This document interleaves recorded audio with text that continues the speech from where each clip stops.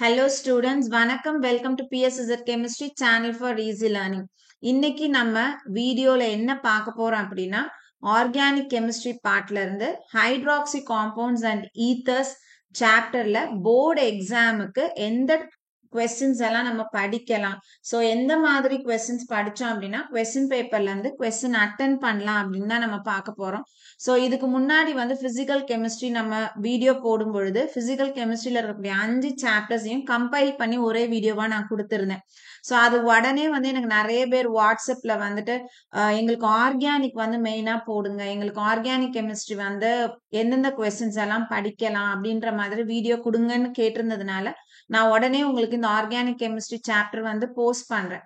So மொத்தமா organic கெமிஸ்ட்ரியில பார்த்தோம் அப்படின்னா நமக்கு ஹைட்ராக்சி காம்பவுண்ட்ஸ் அண்ட் ஈத்தர்ஸ் இருக்கு, carbonyl compounds and carboxylic acid இருக்கு, ஆர்கானிக் நைட்ரஜன் காம்பவுண்ட்ஸ் இருக்கு, biomolecules, chemistry in everyday life. So இந்த சாப்டர்ஸ் எல்லாம் பார்த்தோம் அப்படின்னா ஒரே நேரத்துல கம்பைல் பண்ணும் பொழுது நமக்கு அது பெரிய லாங் வீடியோவா இருக்கு. அதே மாதிரி ஜென்ரலாவே ஸ்டூடெண்ட்ஸுக்கு இப்ப பிசிக்கல் இன்ஆர்கானிக் கான்சென்ட்ரேட் பண்ற அளவுக்கு ஆர்கானிக் பக்கம் போறது கிடையாது. ஏன்னா நிறைய ரியாக்ஷன்ஸ் இருக்கு, எப்படி அதை நான் படிக்கிறது, எனக்கு அதை படிக்க கஷ்டமா இருக்கு அப்படின்றதுனால மேக்சிமம் ஆர்கானிக் பார்ட்டை ஒமிட் பண்ணிட்டு பிசிக்கல் இன்ஆர்கானிக் கான்சென்ட்ரேட் பண்ணுவீங்க. 70 மார்க்ஸ் ஸ்கோர் பண்ண, அதாவது சென்டம் ஸ்கோரர்ஸ் மட்டும் இந்த ஆர்கானிக் கெமிஸ்ட்ரி கொஞ்சம் இம்பார்ட்டன்ஸ் கொடுத்து படிக்கிற மாதிரி இருக்கு இப்போ இருக்கக்கூடிய சிச்சுவேஷன்ல. ஸோ அதனால நான் மொத்தமா கொடுக்கும்போது நிறைய கொஸ்டின்ஸ் இருக்கும், அதை பார்த்த உடனே இவ்வளோ படிக்கணுமா அப்படின்ற ஒரு அவர்ஷன் வந்துடக்கூடாதுன்றதுக்காக நான் ஒரு சாப்டரா உங்களுக்கு கொடுக்கலான்னு பாக்குறேன். So hydroxy compounds and ethers ஒரு video, carbonyl compounds and carboxylic acid ஒரு வீடியோ, அடுத்தது ஆர்கானிக் நைட்ரஜன் காம்பவுண்ட் ஒரு வீடியோவாகும், மீது இருக்கக்கூடிய biomolecules and chemistry in everyday life ஒரு வீடியோ கொடுக்கலாம் அப்படின்னு நினைச்சிருக்கேன். ஸோ இப்போ இதுல நான் எப்படி படிக்கிறது, ஆர்கானிக் கெமிஸ்ட்ரி நான் எப்படி படிக்கிறது அப்படின்னா, இப்போ உங்களுக்கு ஒவ்வொரு சாப்டர்ஸா கொடுக்குறோம் இல்லையா, இந்த சாப்டர்ல நான் எப்படி கொஸ்டின்ஸ் எடுத்திருக்கேன் அப்படின்னா ப்ரீவியஸ் இயர்ஸ்ல கொஸ்டின்ஸ் எடுத்திருக்கேன். அதே மாதிரி வெவ்வேறு கொஸ்டின் பேப்பர்ஸ்ல கேட்கப்பட்ட டிஃப்ரெண்ட் டைப்ஸ் ஆஃப் கொஸ்டின்ஸ், இதே ஹைட்ராக்சி காம்பவுண்ட்ஸ் அண்ட் ஈத்தர்ஸ் சாப்டர்ல இருந்து வேற இடங்கள்ல கேட்டப்பட்ட கொஸ்டின்ஸும் எடுத்து மொத்தமா ஒரு வீடியோவா உங்களுக்கு கம்பைல் பண்ணிருக்கேன். ஸோ டோட்டலா பார்த்தோம் அப்படின்னா ஒரு 33 கொஸ்டின்ஸ் இந்த ஹைட்ராக்சி காம்பவுண்ட்ஸ் அண்ட் ஈத்தர்ஸ் சாப்டர்ல உங்களுக்கு கொடுத்துருக்கோம். ஸோ இங்கேயும் இந்த சாப்டரை நான் கேட்டகரைஸ் பண்ணி உங்களுக்கு கொடுத்துருக்கேன். ஸோ 4 டிஃப்ரெண்ட் கேட்டகரியில நம்ம இந்த சாப்டர் படிக்க போறோம். ஸோ என்ன பொறுத்த வரைக்கும் நம்ம ஒரு 50+ மார்க் வேணும் அப்படின்னு நினைக்கிறவங்க கண்டிப்பா ஆர்கானிக் கெமிஸ்ட்ரியில அட்லீஸ்ட் ஒரு 10-15 மார்க்ஸ் எடுக்கிற மாதிரி நம்ம அட்டன் பண்ணி தான் ஆகணும். ஸோ எல்லா கொஸ்டினும் biomolecules, chemistry in every day லைஃப்ல இருந்து வரப்போறது கிடையாது. ஸோ அந்த ஹைட்ராக்சி காம்பவுண்ட்ஸ் கொஞ்சம் கான்ட்ரிபியூட் பண்ணியிருக்கோம், கார்பனைல் காம்பவுண்ட்ஸ் கான்ட்ரிபியூஷன் இருக்கும், ஆர்கானிக் நைட்ரஜன் காம்பவுண்ட்ஸ் கான்ட்ரிபியூஷன் இருக்கும். ஸோ இந்த 3 சாப்டர்ல நம்ம இப்போ வீடியோஸ் போடுறோம், கொஸ்டின்ஸ் நாங்க கொடுக்க போறோம். ஸோ இதுல உங்களுக்கு எந்த பார்ட் நீங்க கொஞ்சம் ஈஸியா ஃபீல் பண்றீங்களோ அந்த பார்ட்டை தரவு பண்ணிக்கோங்க. ஸோ அப்போ நம்மளுக்கு ப்ராபபிலிட்டி பார்த்தோம் அப்படின்னா கொஸ்டின்ஸ் அட்டன் பண்றதுக்கு சான்சஸ் கொஞ்சம் இருக்கும். ஸோ வீடியோவை தொடர்ச்சியா பாருங்க. நான் கொஞ்சம் ஷார்ட்டா முடிக்கிறதுக்கு ட்ரை பண்றேன், அதனால எல்லாமே கட் காப்பி பேஸ்ட் இங்க கொடுத்துருக்கோம். டிஃப்ரெண்ட் கேட்டகரிஸ்ல உங்களுக்கு வரும் பொழுது கொஞ்சம் சிம்பிளிஃபைடு ஃபார்ம்ல உங்களுக்கு ஈஸியா இருக்கும். அது மாதிரி சில கொஸ்டின்ஸ் எப்படி எழுதலாம் அப்படின்ற ஐடியாவும் உள்ள கொடுக்குறேன் நான். ஸோ இப்போ நம்ம 4 டிஃப்ரெண்ட் கேட்டகரிஸ்ல கொஸ்டின்ஸ் கொடுத்துருக்கேன். என்ன அப்படின்னு பார்த்தோன்னா டிஃப்ரென்ஷியேட்டிங் கொஸ்டின்ஸ் ஒன்று, ப்ரிப்பரேஷன்ஸ் டைரக்டா எப்படி ப்ரிப்பேர் பண்ணுவோம், ரியாக்ஷன்ஸ் அந்த மாதிரி கொஸ்டின்ஸ் இருக்கு, நேமிங் ரியாக்ஷன்ஸ் இருக்கு, யூசஸ் இருக்கு. ஸோ இப்போ நம்ம ஒரு கேட்டகரியா போவோம். ஃபர்ஸ்ட் கேட்டகரி போலாம், டிஃப்ரென்ஷியேட்டிங் கொஸ்டின். ஸோ இந்த சாப்டர்ல நம்மளுக்கு 3 டிஃபரன்சஸ் இருக்கு. ஒன்னு differentiate primary, secondary and tertiary alcohol by Victor Mayer's method. ரெண்டாவது பார்த்தோம் அப்படின்னா differentiate primary, secondary and tertiary alcohol by Lucas test. So இதை முதல்ல நம்ம பார்த்துட்டு அடுத்ததுக்கு வருவோம். ஸோ ஃபர்ஸ்ட் கொஸ்டின் என்ன அப்படின்னா differentiate primary, secondary and tertiary alcohol by Victor Mayer's method. So இது பார்த்தோம் அப்படின்னா பார்க்கும்போது ரொம்ப பெருசா ஒரு பேஜுக்கு இருக்கிற மாதிரி இருக்கும். ஆக்சுவலா இது ரொம்ப சிம்பிள். நீங்க அப்படியே ஒரு ரியேஜெண்டா ஒரு ஸ்டெப்ல ஒன்னு எலிமினேட் பண்ணீங்கன்னா எழுதிடலாம். இல்ல எனக்கு இது ஃபுல்லா படிக்க கஷ்டமா, ரொம்ப சிம்பிள், அட்லீஸ்ட் இந்த கொஸ்டின் வருது எனக்கு 1 மார்க் கொடுக்காங்க அப்படின்னா நீங்க வந்து இந்த பிரைமரி ஆல்கஹால் போட்டு கடைசியா ஃபைனலா ரெட் கலர் அப்படின்றத எழுதுங்க. அதே மாதிரி செகண்டரி ஆல்கஹால் முடிஞ்சா இந்த ஸ்ட்ரக்சர் அந்த ப்ரோபென் 2 ஸ்ட்ரக்சர் போட்டு ப்ளூ கலர் முடிங்க. Tertiary alcohol no reaction, no coloration with potassium hydroxide. At least 1 mark நமக்கு கிடைக்கும். கொஸ்டின் அட்டன் பண்ணாம போறதுக்கு 1 மார்க் நம்மளுக்கு பெஸ்ட். சோ இந்த மாதிரி படிங்க. அப்படி இல்லையா உங்களால வந்துட்டு டெர்ஷியரி இன்னும் கூட ரொம்ப ஈஸி, ஒரே 2 ஸ்டெப்ல முடிஞ்சிடும். டெர்ஷியரியை மட்டும் படிங்க. அந்த மாதிரி கொஸ்டினை பிரிச்சு படிச்சிங்க அப்படின்னா நம்மளுக்கு 0 மார்க்குக்கு பதிலா 1 மார்க்ஸோ 2 மார்க்ஸோ நம்மளுக்கு வரத்துக்கு வாய்ப்பு இருக்கு. சோ அதுல 2வது கொஸ்டின் என்ன அப்படின்னா differentiate primary, secondary, tertiary alcohol by Lucas test. So Lucas test நம்மளுக்கு 1 மார்க்லயும் கேட்கறதுக்கு சான்சஸ் இருக்கு. Lucas reagent அப்படின்னா it is concentrated HCl plus anhydrous zinc chloride. So இங்கேயும் அப்படிதான் ரியாக்ஷன்ஸ் வந்து ரொம்ப ஈஸியான ரியாக்ஷன்ஸ். நம்ம ஆல்கஹாலை மட்டும் கரெக்டா எழுதிட்டோம் அப்படின்னா, சோ இங்க ஃபர்ஸ்ட் டெர்ஷியரி கொடுத்திருப்பாங்க, டெர்ஷியரி ஆல்கஹால் இங்க எழுதிட்டோம்னா நீங்க வந்து இங்க விக்டர் மேயருக்கு நம்ம என்ன பிரைமரி செகண்டரி டெர்ஷியரி ஆல்கஹால் இங்க எடுத்திருக்கோமோ அதே தான் லூகாஸ் டெஸ்டுக்கும் நம்ம என்ன பண்ணிருப்போம், primary secondary tertiary alcohol. So மேல ஸ்டார்டிங் ஆல்கஹால் எல்லாம் ஒண்ணுதான், ப்ராடக்ட் மட்டும் தான் நம்மளுக்கு மாறப்போகுது. சோ இது வந்து ரொம்ப ஈஸி. HCl எல்லாத்துலயும் போட போறீங்க. இங்க இருக்கக்கூடிய OH எடுத்துட்டு அதுக்கு பதிலா Cl சப்ஸ்டிடியூட் பண்றீங்க. அதே மாதிரி இதுல இருக்க OH எடுத்துட்டு Cl சப்ஸ்டிடியூட் பண்றோம். இதுல மட்டும் நம்மளால OH எடுத்து Cl சப்ஸ்டிடியூட் பண்ண முடியாது, ஏன்னா ரியாக்ஷன் வந்து அங்க நடக்காது. அதனால அங்க நம்ம Cl சப்ஸ்டிடியூஷன் கிடையாது. சோ எனக்கு ரியாக்ஷன்ஸ் எல்லாம் எழுத கஷ்டமா, ஒண்ணுமே பிரச்சனை இல்லை. இந்த டெர்ஷியரி ஆல்கஹாலை போடுங்க. இந்த ரியேஜென்ட்டை கம்பல்சரி நீங்க போட்டிருக்கணும். Plus HCl anhydrous zinc chloride போட்டு நேரா இங்க எழுதிடுங்க. immediate appearance of turbidity. So தியரியா நம்மளால நிறைய படிக்க முடியும். அதே மாதிரி செகண்டரி ஆல்கஹாலுக்கு இதை எழுதி slow appearance of turbidity. So இந்த ஸ்ட்ரக்சரும் எனக்கு போட முடியாதா, நேரா இப்படி எழுதுங்க, டெர்ஷியரி ஆல்கஹால் அப்படின்னு போட்டு ஆரோல. ஆனா ரீஏஜென்ட் இல்ல அப்படின்னா மார்க் கொடுக்க மாட்டாங்க. anhydrous zinc chloride போட்டு immediate appearance of turbidity. அதே மாதிரி இந்த இடத்துல நம்ம என்ன எழுத போறோம், செகண்டரி ஆல்கஹால்னு எழுதி ஆரோ concentrated sulfuric acid anhydrous zinc chloride போட்டு slow appearance of turbidity எழுதணும்.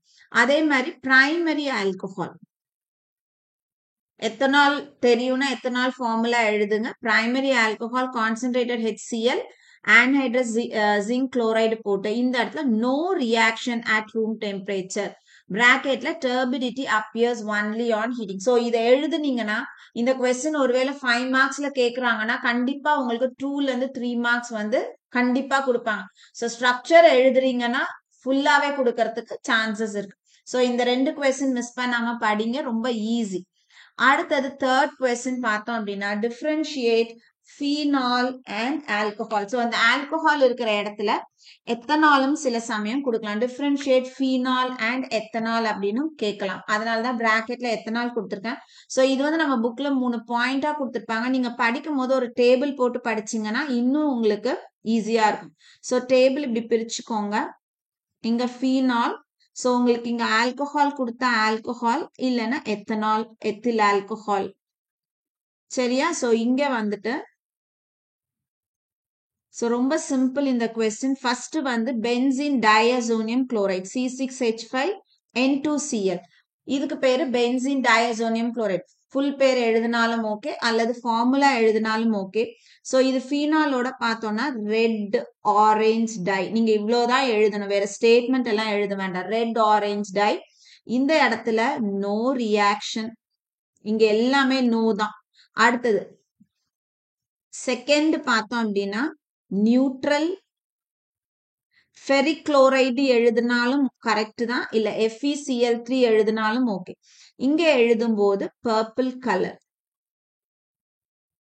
இங்க வந்து நோ கலரேஷன் அல்லது நோ ரியாக்ஷன் கூட நீங்க எழுதிக்கலாம், மார்க் கொடுப்பாங்க. மூணாவது சோடியம் ஹைட்ராக்சைடு NaOH, இங்க வந்து பேர் எழுதணும் சோடியம் ஃபீனாக்சைடு. பேர் எழுத முடியலையா, ஃபார்முலா எழுதலாம் C6H5ONa. ஸோ சோடியம் ஃபீனாக்சைடு எழுதினாலும் ஓகே அல்லது C6H5ONa எழுதினாலும் ஓகே. இங்க எழுதும்போது நோ ரியாக்ஷன்.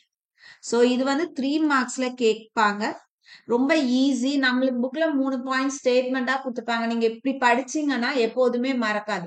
ஸோ 3 டிஃபரன்சியேஷனும் படிக்கிறதுக்கு ரொம்ப பாக்குறதுக்கு பெருசா இருக்குமே தவிர்த்து படிக்கிறது ரொம்ப ஈஸி. ஸோ டிஃபரன்சியேட்டிங் கொஸ்டின் வந்து முடிஞ்சிருச்சு. அடுத்தது நம்ம ப்ரிப்பரேஷன்ஸ் ரியாக்ஷன்ஸுக்கு போலாம். ஸோ இதுலதான் நம்ம கிட்ட வந்துட்டு எவ்வளவு கொஸ்டின்ஸ் இருக்குது அப்படின்னா ஒரு 15 கொஸ்டின்ஸ் ஏதோ இருக்கும். ஸோ நம்ம ஒரு கொஸ்டினா பார்க்கலாம். இதுல எதெல்லாம் வந்து ரொம்ப முக்கியம் அப்படின்றதையும் நான் உங்களுக்கு கொடுத்துறேன். So first question, preparation of ethane 1,diol. So ethane 1,diol வந்து கிளைகால் அல்லது எத்திலின் கிளைகால். கொஸ்டின் பேப்பர்ல எப்படி வேணாலும் இருக்கலாம். ஃப்ரம் ஈத்தீன், ஈத்தீன்ல இருந்து எத்திலின் கிளைகால் எப்படி ப்ரிப்பேர் பண்ண நீங்க படிக்கிறீங்க அப்படின்னா இந்த பேரோட சேர்த்து படிங்க. சில சமயம் நம்மளுக்கு ஐயூபேக் நேம் கொடுத்துருவாங்க, சில சமயம் காமன் நேம் கொடுத்துருவாங்க. ஸோ நம்ம படிச்ச ரியாக்ஷன்ஸா இருக்கும், ஆனா நம்ம பேர் சரியா தெரியாததுனால நம்மளால எழுத முடியாம போயிடும். சரி, அதனால இந்த பேர் மட்டும் கொஞ்சம் படிச்சுக்கோங்க. கொஸ்டினை 2 தடவை படிச்சீங்கன்னா உங்களுக்கு ஈஸியா இருக்கும். ஸோ பேசிக்கா இந்த மாதிரி ப்ரிப்பரேஷன்ஸ் நீங்க எழுதும் போது பேசிக் ஃபார்முலாஸ் உங்களுக்கு தெரிஞ்சதுன்னா இன்னும் கூட ரொம்ப ஈஸி. சரி, ஓகே. ஸோ இது வந்து நம்மளுக்கு ரொம்ப முக்கியமான ஒரு கொஸ்டின். நிறைய கொஸ்டின் பேப்பர்ஸ்ல இந்த கொஸ்டின் வந்து ரிப்பீட்டடா கேட்டிருக்காங்க. இப்போ ஈத்தீன் வந்து வாட்டரோட பிளஸ் H2O ஆக்சிடைஸ் ஆகும். இந்த கோல்ட் ஆல்கலைன் KMnO4க்கு இன்னொரு பேர் இருக்கு, பேயர்ஸ் ரியேஜன்ட். சில சமயம் 1 மார்க்ல கேட்பாங்க. அப்படி இல்லைன்னா இந்த கொஸ்டின்ல எப்படி கேட்பாங்கன்னா, how will you prepare ethylene glycol from ethane by using Bayer's reagent ன்னு கேட்டாங்கன்னா இதை எழுத போறீங்க. அடுத்த question, how will you prepare dinitroglycol? அதுக்கு இன்னொரு பேரு 1,2 dinitroxyethene. அல்லது கொஸ்டின் எப்படி கேட்கலாம், give the nitration of ethylene glycol அப்படின்னு கேட்டா இந்த ரியாக்ஷன். ஸோ இது வந்து புக்ல இருந்து அப்படியே பேஸ்ட் பண்ணியிருக்கேன் நானு. ஸோ இங்க நைட்ரேஷனா இந்த ரியேஜன் நம்ம எழுதணும். ஸோ இதெல்லாம் ரொம்ப ஈஸி. இந்த எத்திலின் கிளைகால் ஃபார்முலா தெரிஞ்சதுன்னா இதுல இருக்க அந்த ஹெச்சை நகர்த்திட்டு அதுக்கு பதிலாக நம்ம என்ன ஆட் பண்றோம், NO2 ஆட் பண்றோம். அவ்வளவுதான். நீங்க ஒரு 2 தடவை வந்து படிச்சீங்க அப்படின்னாவே, எழுதி பார்த்து படிச்சீங்க அப்படின்னா இந்த ரியாக்ஷன்ஸ் எல்லாம் நம்மளுக்கு ஈஸியா ஞாபகம் வரும். Third question, how will you convert ethylene glycol to ethanol? இது ஒரு தடவை கேட்டிருக்காங்க. ஸோ நம்மளுக்கு புக்ல பார்த்தோம்னா எத்தனால்னு இருக்கும், ஆக்சுவலா கொஸ்டின் பேப்பர்ல கேட்டது அசிட்டால்டிஹைட்னு கேட்டாங்க. ஸோ எத்தனாலுக்கு இன்னொரு பேர் என்னது, அசிட்டால்டிஹைட். ஸோ இதுவும் போர்ட்ல கேட்ட கொஸ்டின் தான். இங்க நம்ம என்ன பண்ணிருக்கோம் அப்படின்னா, இந்த பார்ட் எனக்கு ஞாபகம் வரலையா, ஒண்ணுமே பிரச்சனை இல்லை, ஆன்ஹைட்ரஸ் ஜிங்க் குளோரைடு போடுங்க, வாட்டர் போட்டு அசிட்டால்டிஹைட் ஃபார்முலாவை முடிச்சிருங்க. ஸோ அட்லீஸ்ட் 2 மார்க்ஸ்னா நம்மளுக்கு 1 மார்க்ஸ் 1.5 மார்க்ஸ் வந்து கொடுப்பாங்க. அடுத்தது, what happens when ethylene glycol is heated? இந்த கொஸ்டின் ரொம்ப முக்கியம். ஸோ இங்க கொடுத்துருக்கிறது எல்லாமே வந்துட்டு ஏன் முக்கியம்னு சொல்றேன் அப்படின்னா, ப்ரீவியஸா கேட்ட கொஸ்டின் பேப்பர்ஸ்ல இருந்து எடுக்கப்பட்ட கொஸ்டின்றதுனால நான் முக்கியம் அப்படின்னு சொல்றேன். சரி, so what happens when ethylene glycol is heated? அல்லது how will you convert ethylene glycol into oxyrane or 1,2 epoxy ethane? So இதுவும் ரொம்ப ஈஸி. இந்த டெம்பரேச்சர் ஞாபகம் வச்சுக்கணும், 773 கெல்வின் ஹீட்டிங் போட போறோம். கொஸ்டின்ல உங்களுக்கு ஹீட்னு கொடுத்துறாங்க. ஸோ இதை எப்படி எழுதும், எத்திலின் கிளைகால் போட்டு ஒரு H2O வெளியே எடுத்தோம்னா இந்த ஆக்சிஜனை இந்த 2 கார்பன் கூட கம்பைன் பண்ணிடும். சரி, அவ்வளவுதான் ஆக்சிரேன் ப்ரிப்பரேஷன். அடுத்தது question number 5, how is ethylene glycol is converted into 1,4 dioxane, or what happens when ethylene glycol is heated with concentrated sulfuric acid? So இங்கேயும் நம்ம ஹீட்டிங் தான் பாக்குறோம். ஆனா கண்டிஷன் என்னது? In presence of concentrated sulphuric acid. இதுக்கு முன்னாடி ஒரு heating பார்த்தோம். சோ இங்க வந்து நம்மளுக்கு ரியேஜன்ஸ் எதுவும் கிடையாது. வெறுசா வந்து ஹீட் பண்ணுனா என்ன அப்படின்னு தான் கேட்பாங்க. ஆனா ஸ்பெசிபிக்கா இந்த ரியாக்ஷன் கொடுக்குறாங்க அப்படின்னா வித் கான்சென்ட்ரேட்டட் சல்ஃபியூரிக் ஆசிட்னு கொடுப்பாங்க. ஹீட்டிங்னு கொடுத்தாங்கன்னா H2SO4னு கொடுத்தா இந்த ரியாக்ஷன் எழுதணும். இது ரொம்ப சிம்பிள். 2 மாலிக்யூல் எத்திலீன் கிளைகால் எடுத்திருக்கோம். இந்த பக்கத்துல இருந்து ஒரு H2O, இந்த பக்கத்துல இருந்து ஒரு H2O எடுத்தோம்னா மீதி ஒரு பக்கம் ஆக்சிஜனை கம்பைன் பண்ணிக்க வேண்டியதான். சோ இதுக்கு பேரு 1,4 டயோக்சேன். அடுத்தது question number 6. Give the preparation of glycerol அல்லது write notes on saponification. So இந்த ரியாக்ஷனுக்கு பேரு saponification. சோ அதனால உங்களுக்கு எப்படி வேணாலும் கேட்கலாம். preparation of glycerol கேட்கலாம் அல்லது saponification கேட்கலாம். அடுத்த question number 7. Give the preparation of TNT. இது ரொம்ப முக்கியம். TNT அப்படின்னா nitroglycerin or 1,2,3 trinitroxy propane. அல்லது question எப்படி கேட்பாங்க? give the nitration of glycerol. இது ரொம்ப ஈஸி. எப்படி வந்து எத்திலீன் கிளைகாலுக்கு நம்ம H எடுத்துட்டு NO2 போட்டோமோ அதே தான். சோ இதுல இருக்க இந்த 3 Hஐயும் நீக்கிட்டு அதுக்கு பதிலா நம்ம என்ன கொடுக்கிறோம்? NO2 ஆட் பண்ணோம். சோ glycerol ஃபார்முலா தெரியணும். எத்திலீன் கிளைகால்னா இது, கிளிசரால்னா 3 OH இருக்கும்.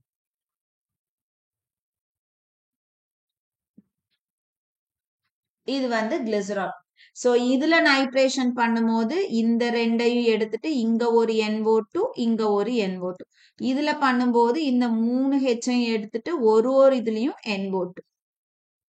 சரியா? சோ நைட்ரேஷன் அப்படின்னாவே நம்மளுக்கு கண்டிப்பா தெரியணும். அந்த இடத்துல கான்சென்ட்ரேட்டட் நைட்ரிக் ஆசிட் ரியேஜென்ட் இருக்கணும் plus concentrated sulphuric acid. So இந்த ரெண்டுமே வந்து nitration of glycol, nitration of glycerol similar reactions தான்.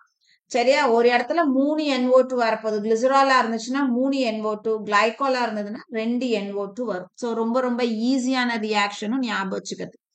Convert, question number 8. Convert glycerol into acrolein, or what happens when glycerol is heated with potassium bisulfate, KHSO4. இது இருக்கிறதுலே ரொம்ப ரொம்ப ரொம்ப முக்கியமான ஒரு question. சரியா? சோ இது வந்து நீங்க அப்படியே படிச்சுக்க வேண்டியதான்.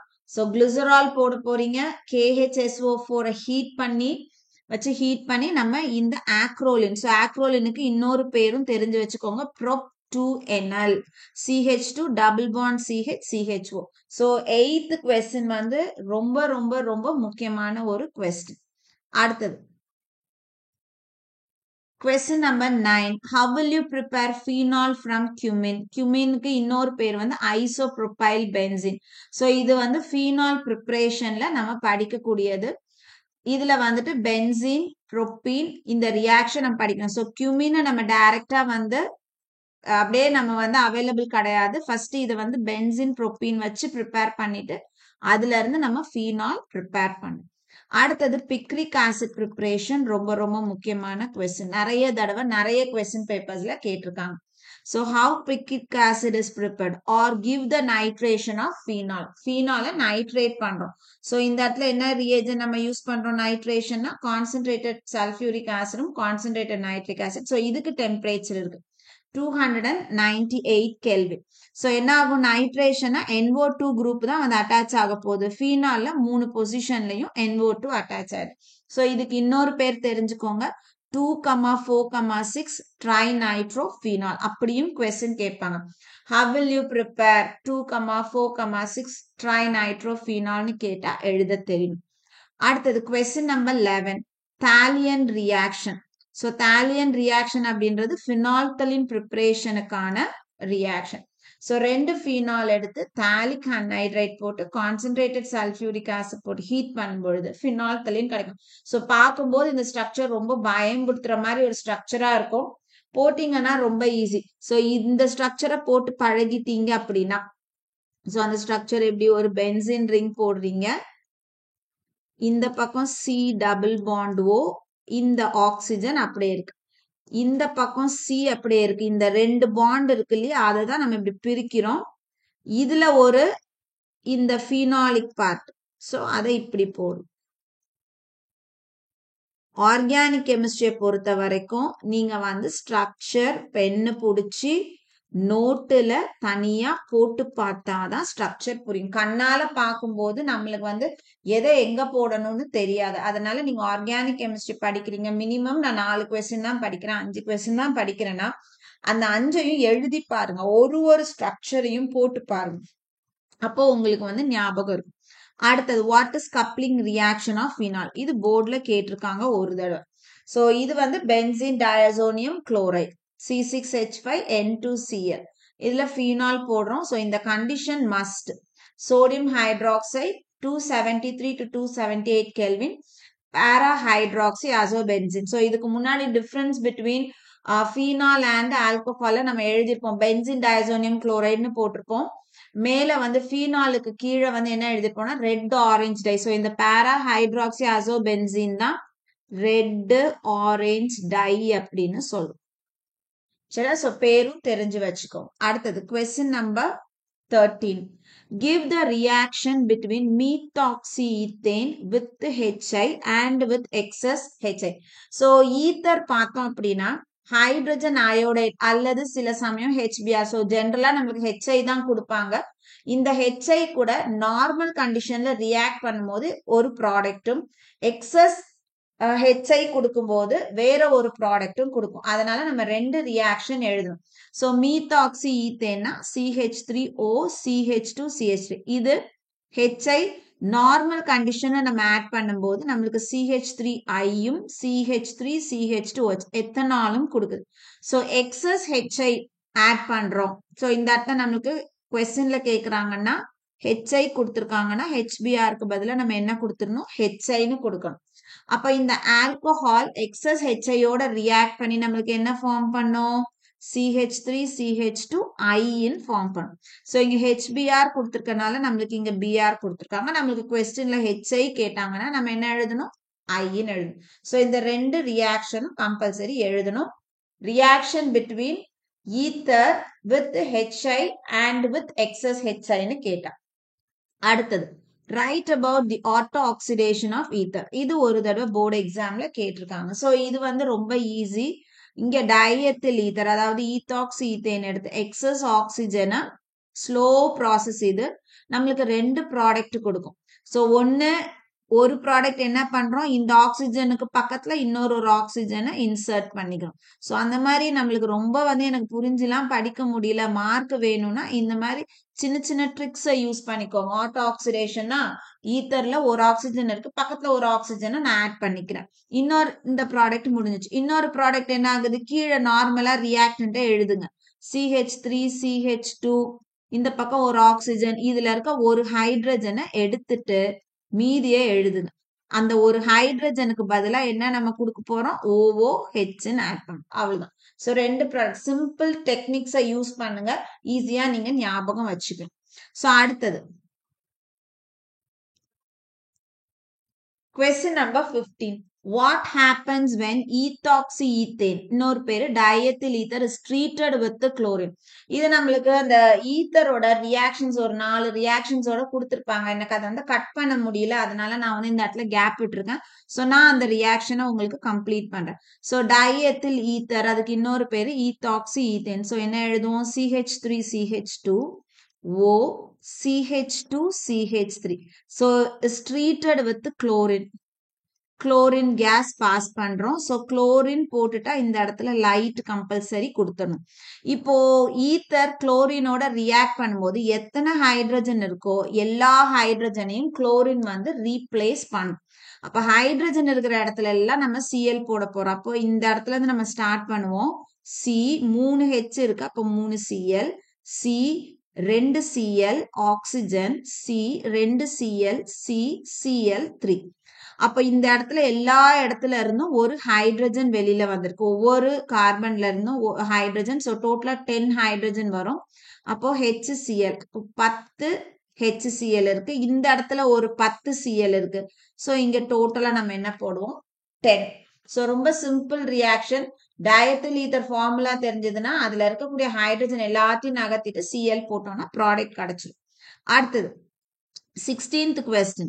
Give the bromination reaction of anisole. இது ஒரு தடவை போர்டில் கேட்ட question.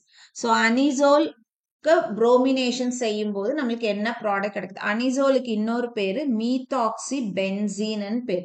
ஸோ இதுல புரோமினேஷன் செய்யும் போது பேரா ஆர்த்தோ பொசிஷன்ல நம்மளுக்கு ரெண்டு ப்ராடக்ட் கிடைக்குது. ஸோ இது பேரா பொசிஷன், ஒரு பிஆர் அட்டாச் ஆகுது. இது ஆர்த்தோ பொசிஷன்ல ஒரு பிஆர் அட்டாச் ஆகுது. சரியா? ஸோ இதுதான்.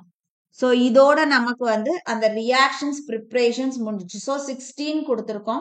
இதுல நான் 2-3 தடவை அந்த ஆக்ரோலின் இதெல்லாம் வந்து படிங்கன்னு சொன்னேன். ரொம்ப ஈஸி தான். உங்களுக்கு புக்ல வந்து ஹைட்ராக்ஸ்ல நிறைய ரியாக்ஷன்ஸ் இருக்கு. ஸோ அதுல இருந்து நம்ம வந்து முக்கியமானதை எடுத்து உங்களுக்கு கன்சாலிடேட் பண்ணி கொடுத்துருக்கோம். இந்த 16ல எவ்வளோ உங்களுக்கு படிக்க முடியுமோ, ஒரு 4 கொஸ்டின் 5 கொஸ்டின் எது படிச்சாலும் அது எக்ஸாமுக்கு வந்ததுன்னா உங்களுக்கு மார்க். ஸோ அப்படி நினைச்சு படிங்க. அடுத்தது naming reactions. So naming reactions வந்து மொத்தம் ஒரு 7 ரியாக்ஷன் இந்த சாப்டர்ல கொடுத்துருக்கு. ஒன்னு ஸ்வர்ன் ஆக்சிடேஷன், அப்படியே படிச்சுக்க வேண்டியதான். அடுத்தது டவுஸ் ப்ராசஸ், ரொம்ப முக்கியமான ரியாக்ஷன் டவுஸ் ப்ராசஸ். ஸோ இந்த இடத்துல குளோரோபென்சின் போடுவீங்க, சோடியம் ஹைட்ராக்சைடு. ஸோ இந்த ரியேஜென்ட் கண்டிஷன்ஸ் இதெல்லாம் ரொம்ப முக்கியம் நேமிங் ரியாக்ஷன்ஸை பொறுத்த வரைக்கும். ஸோ அடுத்த நேமிங் ரியாக்ஷன் என்ன? Scott and Bowman reaction. Scott and Bowman reaction இதுல நம்மளுக்கு 2 கொடுத்திருப்பாங்க. ஒன்னு வந்து ஃபீனால் வித் அசிட்டைல் குளோரைட் கொடுத்திருப்பாங்க, இன்னொன்னு ஃபீனால் வித் பென்சோயில் குளோரைட். ரெண்டுமே நான் எழுதணுமா? அவசியம் கிடையாது. 2 மார்க்ஸ்ல தான் நம்மளுக்கு கேட்க போறாங்க. ஸோ அதனால ஏதாவது ஒண்ணு உங்களுக்கு எது ஈஸியா ஞாபகம் வச்சுக்க முடியுமோ அந்த ஒண்ணு நீங்க வந்து படிச்சுக்கலாம். ஸோ 2ல 1 படிச்சுக்கணும். அடுத்தது Williamson synthesis or Williamson ether synthesis. நம்மளுக்கு வந்து ஒரு தடவை கொஸ்டின் பேப்பர்ல எப்படி கேட்டிருக்காங்கன்னா, give any one method of preparation of ether. Give any one method of preparation of ether னு கொஸ்டின் வந்திருக்கு. ஸோ இந்த வில்லியம்சன் சிந்தசிஸ் அப்படின்றது ஈத்தர் ப்ரிப்பரேஷனுக்கான ஒரு மெத்தட். ஸோ இதை நம்ம நேமிங் ரியாக்ஷன்லையும் படிக்கிறோம். நான் நேமிங் ரியாக்ஷன்ல கொடுத்ததுனால ப்ரிப்பரேஷன்ல கொடுக்கல. ஸோ மேல இருக்கிறது பார்த்தோம் அப்படின்னா அனிசோல் ப்ரிப்பேர் பண்றதுக்கான மெத்தட். கீழே பார்த்தோம் அப்படின்னா நம்மளுக்கு மீத்தாக்சி ஈத்தேன் ப்ரிப்பரேஷனுக்கான மெத்தட். உங்களுக்கு வந்து கொஸ்டின் வந்து ரைட் நோட்ஸ் ஆன் அல்லது இந்த மாதிரி give any one method for the preparation of ether இந்த மாதிரி கேட்குறாங்கன்னா இந்த 2த்துல நீங்க எது எழுதினாலும் உங்களுக்கு மார்க் கொடுப்பாங்க.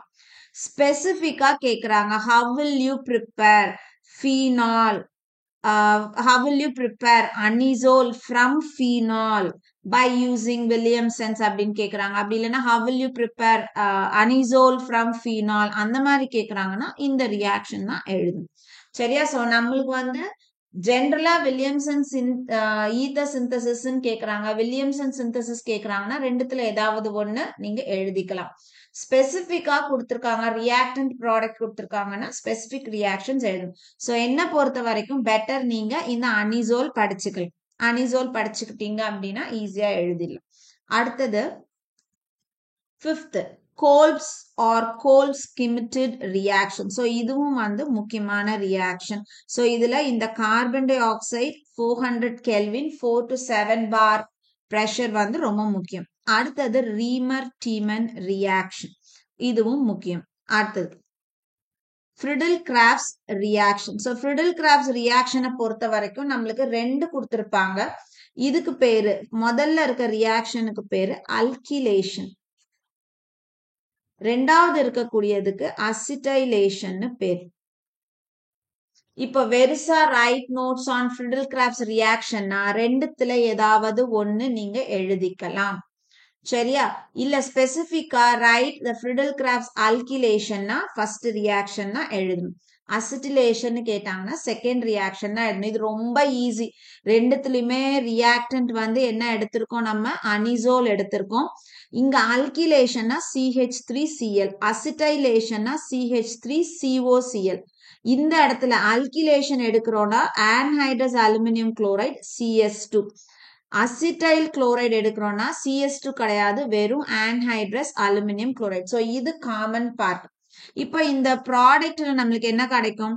ஒன்னு இந்த பொசிஷன், இன்னொரு ப்ராடக்ட் இந்த பொசிஷன். இங்க வந்து இந்த Cl எடுத்துட்டு CH3 அட்டாச் பண்ண போறோம். இங்கேயும் அட்டாச் பண்ண போறோம். ஸோ 2 ப்ராடக்ட் நமக்கு கிடைக்கும். இங்க என்ன பண்ண போறோம், அதே மாதிரி Cl எடுத்துட்டு இங்க Cல இருந்து அட்டாச் பண்ணோம், COCH3. அதே மாதிரி இந்த பக்கம் COCH3. ஸோ 2 ப்ராடக்ட் நமக்கு கிடைக்கும். ஸோ ரொம்ப சிம்பிள். நீங்க வந்து ரொம்ப வந்து ஆர்கானிக் கெமிஸ்ட்ரி கஷ்டம் அப்படின்னு நினைச்சிட்டு உட்கார்ந்தாதான் கஷ்டமா இருக்கும். ஸோ பிசிக்கல் இன்ஆர்கானிக்க கம்பேர் பண்ணும் பொழுது உங்களுக்கு மெமரைசிங் பவர் வந்து கொஞ்சம் நிறைய இருக்கு அப்படின்னா ஆர்கானிக் வந்து நீங்க ஈஸியா வந்து மெமரைஸ் பண்ணிடலாம். என்னை பொறுத்த வரைக்கும் ஆர்கானிக் பார்ட் வந்து எங்கேயுமே நம்மளுக்கு மார்க் மிஸ் ஆகாது, அப்படியே எழுதலாம். இன்னொன்னு நம்மளுக்கு போர்டை பொறுத்த வரைக்கும், தமிழ்நாடு போர்டை பொறுத்த வரைக்கும் வெறும் ரியாக்ஷன் நீங்க எழுதினாவே போதும். மேல இருக்கக்கூடிய அந்த லைன் ஸ்டேட்மெண்ட்ஸ் எல்லாம் நமக்கு எழுதணும்னு அவசியம் இல்லை. ஆனா சில நேரங்கள்ல சில ஸ்டூடெண்ட்ஸ் வந்து எப்படி எழுதுவாங்க அப்படின்னா இப்போ இந்த மாதிரி ரியாக்ஷன் நம்ம எடுக்கிறோம், வில்லியம்சன் சிந்தசிஸ்னா என்ன பண்ணாங்க, இந்த ரியாக்ஷன் எழுத மாட்டாங்க. மேல வந்து phenol reacts with NaOH forming sodium phenoxide which on further reaction with CH3I and heating gives anisole. இந்த மாதிரி ஸ்டேட்மெண்ட் எழுதுவாங்க. இன்கேஸ் இப்ப இந்த கொஸ்டின் 2 மார்க்ஸ்ல உங்களுக்கு வருதுன்னா ஸ்டேட்மெண்ட் இந்த இதுக்கு பார்த்தோம் அப்படின்னா வெறும் ரியாக்ஷன் மட்டும் எழுதியிருந்தாலே 2 மார்க்ஸ் அப்படியே கொடுத்துருவாங்க. நீங்க ரியாக்ஷனை எழுதாம இப்ப நான் சொன்ன இந்த ஸ்டேட்மெண்ட் எழுதுனீங்கன்னா 1 மார்க் தான். ஸ்டேட்மெண்ட் எவ்வளவு கரெக்டா இருந்தாலும் மார்க் 1 மார்க் தான். அதனால ரியாக்ஷனை கிளியரா படிங்க. ஸோ ரியாக்ஷனை நீங்க படிக்கும் போதே வில்லியம்சன் சிந்தசிஸ் படிக்கிறீங்களா, phenol, sodium hydroxide, sodium phenoxide, CH3I, heat, anisole, இந்த மாதிரி பேரா படிச்சுட்டீங்க அப்படின்னா உங்களுக்கு அந்த ஃபார்முலா தெரிஞ்சது அப்படின்னா நீங்க அப்படியே டைரக்டா வந்து அந்த ரியாக்ஷன்ஸ் எழுதிடலாம். ஸோ ஒருத்தவங்க ஒரு டெக்னிக் யூஸ் பண்ணுவாங்க படிக்கிறதுக்கு. நாங்கெல்லாம் வந்து இப்ப நான்லாம் படிக்கிறேன் அப்படின்னா இப்ப ஃபீனால்னா எனக்கு ஃபீனாலோட ஸ்ட்ரக்சர் தெரியும். அப்ப வில்லியம்சன் சிந்தசிஸ்னா நான் படிக்கும்போது நான் எழுதி பார்க்கும்போது எப்படி எழுதி பார்ப்பேன், ஃபீனால் எழுதுவேன், சோடியம் ஹைட்ராக்சைடு எழுதுவேன், இந்த இடத்துல சோடியம் ஃபீனாக்சைடு எழுதுவேன், இங்க வந்து அல்கில் ஹாலைடு அல்லது CH3I எழுதுவேன், அனிசோல் எழுதுவேன். ஸோ இதை நம்ம ஞாபகம் வச்சுக்கிட்டாவே நம்ம எப்போ கேட்டாலும் எழுத முடியும். ஸோ வில்லியம்சன் சிந்தசிஸ் ஃபீனால் இருந்து ஸ்டார்ட் பண்ணும். ஸோ ஃபீனால் சம்பந்தப்பட்ட கொஸ்டின்ஸ் எல்லாத்தையும் வந்து அதே மாதிரி படிப்பேன். இப்போ நான் கடைசியா ஒரு தடவை அதை எப்படி படிக்கிறேன் அப்படின்றத சொல்லி காமிக்கிறேன் உங்களுக்கு. அடுத்தது ஸோ நேமிங் ரியாக்ஷன்ஸ் வந்து மொத்தம் 7 நேமிங் ரியாக்ஷன்ஸ் நம்ம கம்ப்ளீட் பண்ணியிருக்கோம். அடுத்தது நம்ம என்ன பார்க்க போறோம்னா யூசர்ஸ். ஸோ இதுதான் லாஸ்ட் கேட்டகரி பார்க்குறோம். யூசர்ஸ் வந்து 2 பாயிண்ட் இருக்குன்னா 2 பாயிண்ட் படிச்சுக்கோங்க, 2 பாயிண்ட் விட அதிகமா இருக்குன்னா 3 பாயிண்ட் கண்டிப்பா படிச்சுக்கோங்க. ஸோ இதெல்லாம் தியரி தான், நம்ம கண்டிப்பா படிக்கலாம். ஃபர்ஸ்ட் யூசர்ஸ் வந்து யூசர்ஸ் ஆஃப் மெத்தனால். ஸோ நீங்க எழுதும் போது used as a solvent for paint, varnish இதோட நிறுத்திக்கலாம். It is used in the manufacture of dyes, drugs அதோட நிறுத்திக்கலாம். மீதி இவ்வளோலாம் நீங்க எழுதணும்னு அவசியம் இல்லை. உங்களுக்கு எந்த 2 ஈஸியா இருக்கோ அது ஞாபகம் வச்சுக்கோங்க. யூசஸ் ஆஃப் எத்தனால் படிக்கணும் அப்படின்னா it is used in the preparation of paint and varnish. இதுக்கும் ஒன்னே தான். அடுத்தது it is used as a substitute for petrol, used as a preservative. இவ்வளோ எழுதுனா போதும். ஸோ இதெல்லாம் சின்ன சின்ன ஹிண்ட் வேர்டு மாதிரி தான், ஞாபகம் ஈஸியா வச்சுக்கணும். அடுத்தது third use, uses of ethylene glycol used as an antifreeze. அவ்வளோ கூட எழுதுனா போறோம். used as an explosive எழுதுனா போதும் with TNG. used as an explosive with TNG. அடுத்தது uses of glycerol. ஸோ இதுல நீங்க 3 பாயிண்ட் படிச்சுக்கலாம். used as a sweetening agent, used in the manufacture of cosmetics, used in making printing inks and stamp paddings, used in the manufacture of explosives. So இவ்வளோ படிச்சா போறோம். வெறும் அந்த keyword மட்டும் படிங்க. அடுத்தது ஏன்னா கொஸ்டின் பேப்பர்ல கண்டிப்பா யூசஸ் இருக்கும். ஸோ யூசஸ் அப்படின்றது நம்மளுக்கு பிசிக்கல்ல வரலாம், இன்ஆர்கானிக்ல வரலாம், ஆர்கானிக்லையும் வரலாம். ஸோ அந்த யூசஸ் 2 மார்க் நம்ம மிஸ் பண்ணிடவே கூடாது, அதனால படிக்கணும். Uses of phenol. ஃபீனாலுக்கு நம்ம என்ன யூஸ் பண்ணுவோம், it is use for making phenol formaldehyde resin அல்லது நேராவே it is used for making bakelite. phenol formaldehyde கஷ்டமா இருக்குதா, அதை விட்டுட்டு நேரா என்ன எழுதிக்கலாம், யூஸ்டு ஃபார் மேக்கிங் பேக்லைட். அடுத்தது it is used in the preparation of drugs, explosives like picric acid. It is used as an antiseptic. அதோட நிறுத்திக்கலாம். அடுத்தது question number 6, uses of diethyl ether 3 point படிச்சுக்கோங்க. சரியா? It is used as surgical anesthetic agent. அடுத்தது good solvent for organic reactions. It is used as a volatile starting fluid. அடுத்தது it is used as a refrigerant. அடுத்தது 7th question, uses of anisole. அனிசோலுக்கு நம்ம என்ன எழுதுவோம்? It is used in the synthesis of perfumes and insecticides, used as a pharmaceutical agent. So இப்படிதான் வந்துட்டு நம்ம uses அந்த keyword மட்டும் நம்ம படிச்சா போதும், கண்டிப்பா வந்து ஈஸியா இருக்கும். அடுத்தது பார்த்தோம் அப்படின்னா நான் வந்து உங்களுக்கு ஒன்னே ஒண்ணு வந்து சொல்லிக்கிறேன், எப்படி வந்து சிம்பிளா நம்ம வந்து படிக்கலாம், ஆர்கானிக் ரியாக்ஷன்ஸ் வந்து எப்படி நம்ம சிம்பிளா படிக்கலாம் அப்படின்றதுக்கு ஒரு சின்ன எக்ஸாம்பிள் மட்டும் நான் கொடுக்குறேன். இப்ப எக்ஸாம்பிளுக்கு நான் வந்து எத்திலின் கிளைகால் வந்து படிக்க போறேன். ஈத்தேன் 1,2 டயாலினுடைய ப்ரிப்பரேஷன் ரியாக்ஷன்ஸ். ஸோ ப்ரிப்பரேஷன் நம்ம பார்த்தோம், அதுக்கப்புறம் பார்த்தோம்னா ரியாக்ஷன் நைட்ரேஷன் பார்த்தோம், ஹீட்டிங் பார்த்தோம், அப்புறம் வந்து வித் ஆன்ஹைட்ரஸ் ஜிங்க் குளோரைடு பார்த்தோம், கான்சென்ட்ரேட்டட் H2SO4. ஸோ அதை நம்ம எப்படி வந்து இப்போ நான் வந்து எப்படி படிப்பேன், என்னோட ஸ்டூடெண்ட்ஸை நான் எப்படி ப்ராக்டிஸ் கொடுப்பேன் அப்படின்னா, இப்போ ஃபர்ஸ்ட் வந்து ப்ரிப்பரேஷன் நம்ம தனியா தான் எழுத போறோம். ஸோ ப்ரிப்பரேஷன் வந்து ethene CH2 double bond CH2 water, இந்த இடத்துல Peyer's reagent. So Peyer's reagent அப்படின்றது என்னன்றது எனக்கு தெரிஞ்சிருக்கணும். கோல்டு அல்கலைன் KMnO4 ஆக்சிடேஷன் போட்டோம் அப்படின்னா இந்த இடத்துல டபுள் பாண்டை உடைச்சிட்டு CH2OH CH2OH, அவ்வளவுதான், ப்ரிப்பரேஷன் முடிஞ்சிச்சு. இப்போ நான் ரியாக்ஷன்ஸ் எப்படி படிப்பேன்? ஸோ இந்த இடத்துல காமனா இப்படி வச்சுக்குவேன், ஒரே ஒரு இடத்துல மட்டும் எத்திலின் கிளைகால் போட்டு ஒரு ஆரோ போடுவோம், போட்டு இந்த இடத்துல அதனுடைய reagent concentrated nitric acid concentrated sulphuric acid போட்டோம். ஸோ அப்போ இந்த இடத்துல என்ன பண்ணுவோம், இந்த ஹெச்சை எடுத்துட்டு அதுக்கு பதிலாக NO2. அப்போ ப்ராடக்ட் என்ன எழுதும், ஒரே டைம்ல எல்லாத்தையும் படிச்சிடலாம். எத்திலின் கிளைகால அதோட சம்பந்தப்பட்ட ரியாக்ஷன். ஸோ முடிஞ்சிருச்சு, இதோட பேரு எனக்கு தெரியணும், டைநைட்ரோ கிளைகால். அடுத்த ரியாக்ஷன் என்னது, heating of ethylene glycol. So temperature என்ன, 773 கெல்வின். என்ன பண்ண போறோம், ஒரு வாட்டரை இங்கேருந்து வெளியில எடுக்க போறோம். எடுத்தோம்னா இந்த ஆக்சிஜன் இந்த கார்பனையும் கனெக்ட் பண்ணும். ஸோ இப்படி கனெக்ட் பண்ணுது, முடிஞ்சு போச்சு ரெண்டாவது ரியாக்ஷன். மூணாவதுக்கு அதே மாதிரி ஒரு ஆரோ போடும். ஸோ அங்க இடம் இல்லை, நான் இங்க எழுதுறேன், ஒரே தடவை தான் நான் எழுதுறேன். இது ஆரோ நான் இங்க இருந்து போடுவேன், சரியா? ஸோ அந்த ஆரோவை நான் இங்க காமிக்கிறேன். இங்க நம்ம என்ன பண்ண போறோம், ஆன்ஹைட்ரஸ் ஜிங்க் குளோரைடு கொடுக்குறோம். அப்ப எனக்கு என்ன ப்ராடக்ட் வருது, அந்த அசிட்டால்டிஹைடு வரும், சரியா? Ethanol acetaldehyde. நாலாவது ரியாக்ஷன் என்ன படிச்சோம், இங்க இருந்து கான்சென்ட்ரேட்டட் H2SO4 போட்டு நான் ஹீட் பண்றேன். அப்போ அதுக்கு எழுதும் போது இந்த இடத்துல நான் எத்தனை எத்திலின் கிளைகால் ஞாபகம் வச்சுக்கணும், 2 எத்திலின் கிளைகால் ஞாபகம் வச்சுக்கிட்டேன் அப்படின்னா எப்படி எழுதுவோம் ப்ராடக்ட்,